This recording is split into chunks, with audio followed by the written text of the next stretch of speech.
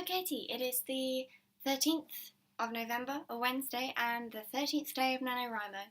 I have a sweet chair.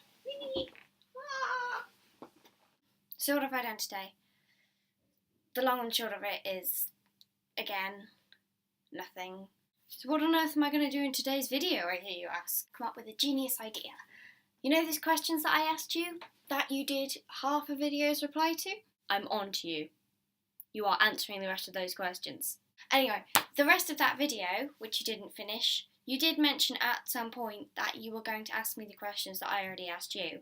And while I'm not telepathic and have no idea what the other 3 questions would have been, I can answer the questions that I asked you because I know what those are. So, I have the questions here with me. What is the weirdest place you've ever written? The weirdest place.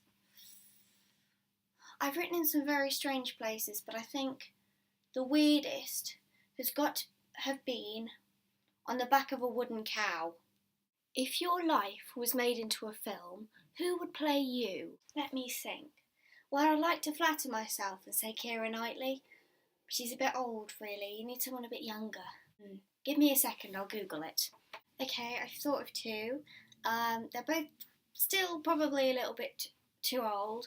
And they're both very much blonder than me, so they'd have to dye their hair, but you know, who cares. Ivana Lynch, who plays Luna Lovegood, and Juno Temple, who you might know from Centurions 2 is the one with the dreadlocks and who wants to save the dolphins and build the wind farm on Centurions. This is brilliant. Question number 3. Why do your characters have the names they do, and why did you choose them? Now this is a difficult one because it is a fan fiction. But I have created some of my own characters, such as Persephone. You know about Persephone, actually. Persephone's original name was Alexis. It's a multi-gender name. I almost wanted to feel like she had no identity before she joined the secret police, which is cruel, really, but in a sense I wanted the secret police joining their forces to be the making of her, and, you know, her choosing a new name. Part of that. Persephone is the name of the Queen of the Underworld, which is, quite frankly, awesome. Question number 4. What is it that inspires you to write? Oh God, this is a horrible question. Honest to God, everything and anything. Like, I'll see a gorgeous picture somewhere and be like, oh my God, I have to write a story about that. And the plot will just come to me. Other times, I'll see a gorgeous picture and just be like, yeah, nice picture. Cool. Like, there's no formula for what inspires you. It just, maybe one day you get an idea and one day you don't. You can't pick and choose. And it really annoys me, actually, because my muse, up in here, is really unreliable. Okay, question number 5. Where is your favourite place to write? Not my bedroom. Not school. Anywhere, really. I like to write when I've had an idea and it's been bugging me for a while and I've not been able to put it down on paper, and suddenly, in a moment of my free time, I know exactly what to write and I put pen to paper and it just flows. That is my favourite time. There isn't really a place. I guess as long as it's comfortable and warm, I'm all good. Okay, question 6.